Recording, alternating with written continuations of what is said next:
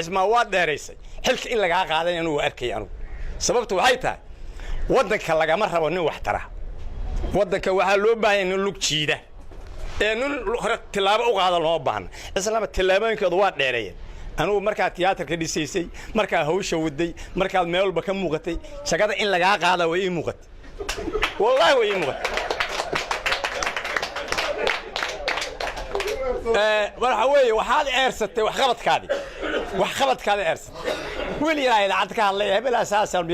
waxaas wax dad lagu bedela ama dad aan waxa weeye nuxurku waxa yahay qofka wax qabanaya adiga kaliya maahe wadanka ninka wax qabanaya waa la soo qabanaya anu waxaan la yaabana ma madaxdeena jecel qofka wax qabanaya inay soo qabtaan shaqada ka eriyaan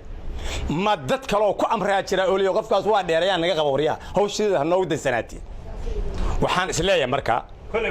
kulay waxba jira adiga kaliya maaha dadka shaqada aad daacad ugu ah ismaan waa la soo qabtaa